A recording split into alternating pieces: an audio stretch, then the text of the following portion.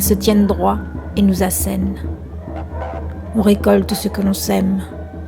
Ou on ne va pas s'entendre. Ou encore, votre hostilité vous perdra dès qu'on ose un tant soit peu élever la voix. Les maîtres du jeu sont sûrs de leurs droits et de leurs raisons. Ils nous interdisent l'emploi de certains mots, de certaines expressions, de certains gestes. Ils nous interdisent certaines sympathies, émotions, fréquentations. La bienséance, la politesse, la dignité sont les carcans qu'ils nous imposent. Il nous faut être raisonnables, disent-ils, ce qui signifie les respecter et éviter de les contredire. Dès qu'ils le peuvent, ils nous contrôlent, nous surveillent, nous espionnent, nous pistent. La violence dont nous sommes victimes est toujours minimisée, occultée. Les mythes et leurs symboles sont là pour éveiller. Ce sont eux qui érigent les règles et les devoirs. Ils n'hésitent d'ailleurs pas à user de leur pouvoir pour nous remettre à notre place. Osez donc atteindre leur orgueil et ils vous piétineront. Une fois à terre, le cœur et l'esprit tuméfiés, il est difficile de se relever sans garder des séquelles.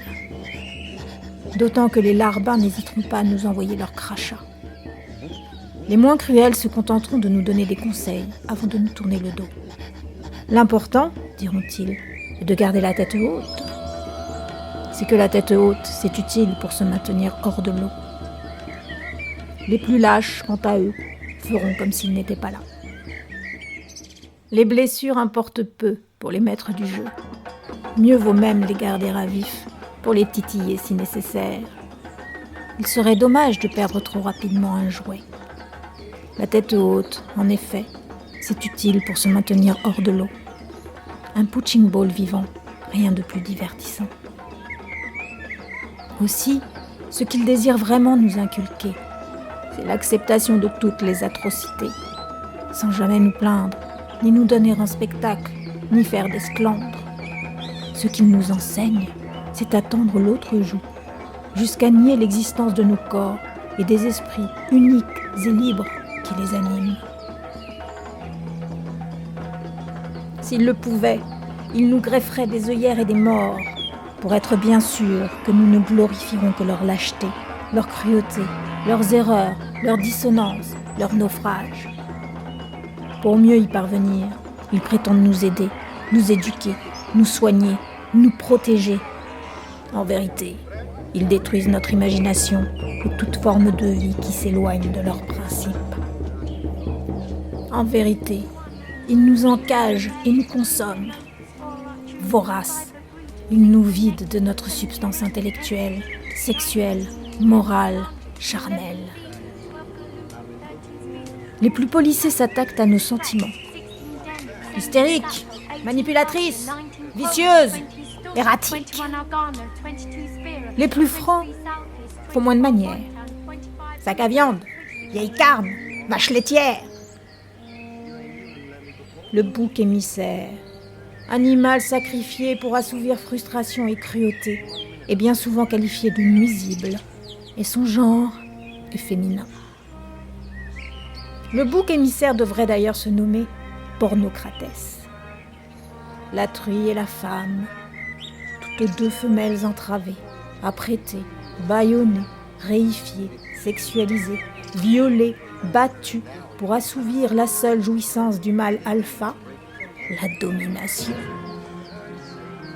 Notre destin est lié à celui des animaux domestiques, des animaux dits sauvages, qui vivent en réalité dans des réserves et des zoos, et que les maîtres du jeu confinent, asservissent, nourrissent, pour mieux les égorger, les dépecer, les consommer. Maîtres des gynocides modernes, indifférents aux castrations, aux cris de souffrance, aux battues inutiles, ils se disent appartenir au règne animal dès qu'il s'agit d'approuver une mise à mort.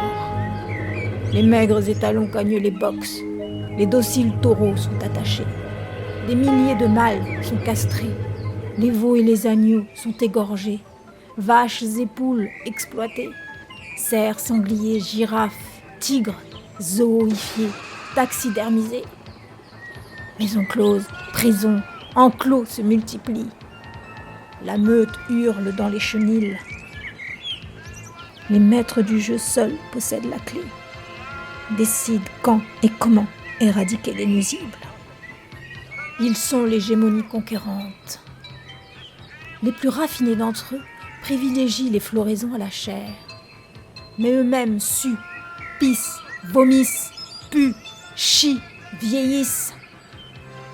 Ils s'imaginent plus aptes, plus intelligents, plus raisonnables, fantasment la sauvagerie de leurs chiens loups, méprisent la brute entravée et mesurent le poids convenable de notre empathie.